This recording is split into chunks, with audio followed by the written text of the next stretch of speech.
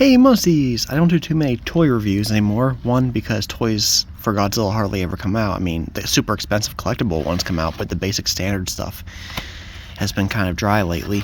And then two, when they show up in my stores, usually the reviews are everywhere online already. I get them so late. But I don't care. I'm going to do this one anyways. So here's the Titan Tech Rodan. Here's a glimpse of what he'll look like whenever it's completely transformed. Quick look at the back of the box. Go ahead and pause it if you want to read that or anything.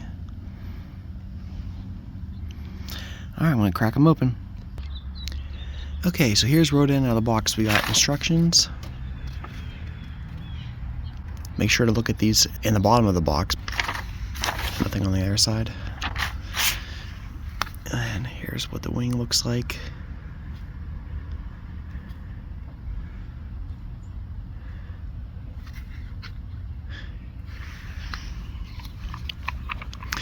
I like this version of Rodan with only half a wing. Kind of looks like he has like a little wing suit on and he's just gliding around. Or looks like one of those old triangular UFOs that you would hear reports about in the 90s. Now, my first, I guess, real complaint about this is that there's not much articulation at all. I know I don't have them fully assembled yet, but once like the wings snap into place, there's not going to be any room for articulation. So for articulation, let's see. Now the mouth doesn't move. It does not move. The head spins. You can get a 360 out of that. And the legs have a little bit of movement. Near like the hip area, the leg can swing up that far and about down that far. And that's it. There's no movement in the jaw, there's no movement in the ankles, the toes, the knees. But the most prominent feature, what you're buying this for, is the transformation. And that has a lot of articulating pieces to get to. But let me assemble them with the wings first so you can get a good view of them together. Wow, that's what he looks like assembled. I would not have guessed that they would go with this angle for the wings. I really thought that they would have just had the standard wings like branching out like this. But to have them curve upwards, it's kind of a cool pose.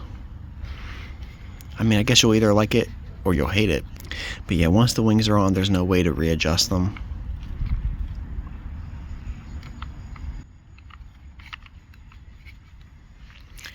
But I actually do like the fact that this is a different pose compared to what we usually have.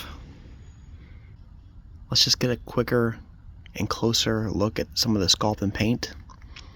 The paint is very standard. You can definitely see like the different layers of paint. They don't quite blend together perfectly. They don't fade together. The green paint is going to be for part of the armor. But when he's not transformed, it doesn't necessarily look the best. Ooh, I just realized that there's like a little switch thing here. I don't know what this does. It says when you want to transform this, the very first thing you do is somehow you open up this back piece right here on the back. And then it wants you to flip out this piece here. So it flips around the whole way and actually covers the back of his back. So far the instructions seem very simple. While you have the back open, it wants you to pull out this centerpiece and unfold it. And while you have it unfolded like this, it actually wants you to bring it down over the chest. It's okay if the back closes up now, I believe. Actually, you might actually want that to close up now. Slip this down over his chest. They have like a little buckle thing here, this monarch symbol in the middle. It has a little hook that you slip through that little loop right next to it. And then you want to take these two hooks on his shoulders after you have locked the centerpiece and flip them up like that. Mine seems to have some defect, like there's something inside blocking it from being able to slide. So I'll either have to return this and get another one, or just leave the pieces down. But they're supposed to actually both be facing upwards. Actually, I was able to partly get mine up. It keeps wanting to slide down still somewhat. But if I just, instead of keeping both pieces up the whole way, just slide them at an angle, I actually kind of think those side hooks look a little bit nice at a diagonal angle. And then it says the next step is to push this centerpiece and flip it inside out. It should snap into place, or click into place. Like that. And so far, I actually really like that design. And I'll elaborate more on as to why in a little bit. Now, the next step says to take this lower part of the wings closer to the base of his body. And somehow these are to flip. Yes. Like so. Wait a minute, what? They're flesh colored on that side too? What? That confuses me. Yeah, the artwork shows it going more like this, where the inside, which is a lot brighter red, is flipped open and up like this. I really thought this would be painted green to be more like armor. I'm not sure why they have us turning an extra layer of flesh up on itself here to... I don't know, because then we have, like, it doesn't click into place either, so you just have this wide gap open. So I think personally I might just keep mine like that. I don't know, which side looks better? With the random fleshy part? I mean, maybe for like a wound or something it looks alright. But it doesn't look great even like that, but that's what they want you to do. Okay, next up, pull this out.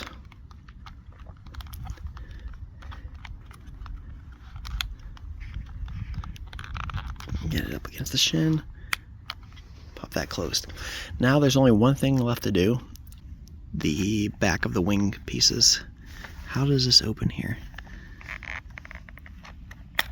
There we go. Okay, so there's pieces on both sides. There's pieces over here on the wing that you want to fold out and wrap around behind it. Like that. And then there's other pieces here that you want to fold upwards and towards the front.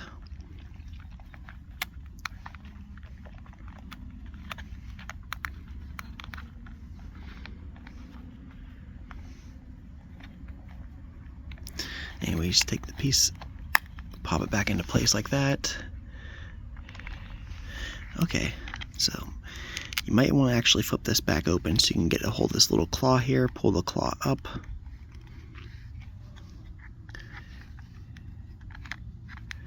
Now, I guess you can put these any angle you want. These like tubing pieces, you can have them over here on the side, or you could have them more up here. I'm really not sure what we're supposed to do with this switch. I'm not seeing anything in the notes saying that this little sliding switch does anything, because I can't actually even get it to slide, so I'm not sure exactly what that does. Then we have this little flap piece here, flap piece. It's even got some texture on the inside of it. It looks like on the box artwork, or in the promotional images, it goes up like this. This also goes down here. Yeah, somehow there's supposed to be a hand right here. There's a hand missing on mine. That's the problem. That's why there's a flip piece. Here's the claw. No, it doesn't give you any articulation. And I just ran into another defect here. As I was opening this side, this claw, simply opening this up, this inside panel here, this green piece pushes up against the darker wing part. It pushed it inwards and it created like this uneven pressure effect, and it popped this off. Now I can easily go back on. It's just you could easily lose it too in that middle of that. I'm going to have to get an entirely different one. So here is the Titan Tech version completely assembled.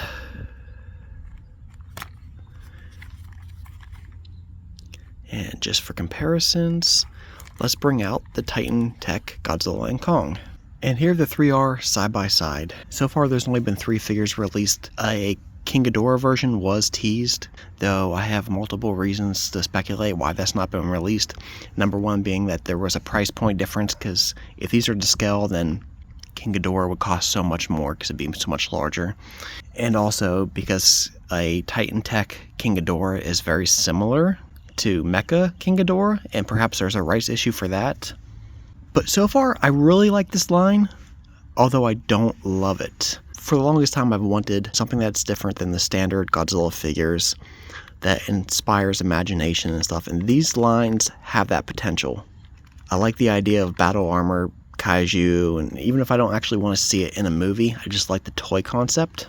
But the way they do it always leaves something to be desired. There's always something goofy about each one of these figures. What I really don't like about this is these flaps the most. And so personally, I will choose to display mine more like this. But that's not that bad, honestly. What I don't like about the Kong one is, why did they have to give him sunglasses? It looks like, I don't condone smoking, but it looks like he should have like a cigar in his hand and he's sitting in a war room planning out the next war. But even then, they have like these parts here where they start to color in the inside of his body, but they don't go fully committed. Like they did the inside of this plate armor here to give it like a metal, shiny metal weapon look, and they put a tube in here, but the hollowed out flesh underneath doesn't quite look right. But I really like this one too. It's just I like the sunglasses even less. And then the Godzilla one. I don't understand why he has to have blades on his shins, blades that are also guarded and protected so you can't really use them. And then also, as much as I like as them putting this wiring underneath his flesh, this whole flap on the side of his neck was a really poor execution for Godzilla. I mean, it doesn't click into place anywhere on there to hold it up and look better, and it's soft and rubbery too, so it's going to bow over time. I really like this line, but I don't love it, and I really wish they could improve upon this and just go a little bit more. But I understand they're going for a certain price range, but compare this to like how awesome the Trendmasters line looked with like real weapon looking designs, and these are more cartoonish looking things. It kind of leaves me a little bit disappointed. One thing I do like about this Rodan design though is like the tech here doesn't look futuristic like some of these other weapons on Godzilla and Kong. The tech actually looks really retro, and it looks like humanity was really scavenging for loose parts to try to weaponize Rodan. I've seen people comment in this on my videos and say about what's the point of having Titan tech and stuff like that. And if you had to come up with a storyline for this, it's probably either, you have technology where they're trying to brainwash the monsters to fight for their sides, or maybe, after something like Godzilla King of the Monsters 2019, when Rodan was injured, perhaps Monarch, customized Rodan to restore him to have him fight on their side. Just a little fan story that I came up with right there. The scaling's not too bad. This Rodan might be a little bit too large. Really quick side note, I noticed like a lot of times in a lot of figures, not just Playmates, a lot of promotional artwork on the back of the box is not exactly how the final product turns out. There's usually more paint on this display than there is on the actual figure. For example, if you look at this red paint here on the green plate, it looks like almost like the letter G. The top of it is not present on the final figure. This actually looks more like this red curly hook that goes downwards, as opposed to looking more like a G. That's just one of the differences I noticed really quick. Alright, Muncies, what's your thought on this line? Do you like them? Did you have any defect problems? Is this something you're interested in? Do you have a backstory about the Titan tech that you came up with on your own? Let me know in the comments below. Thanks for watching.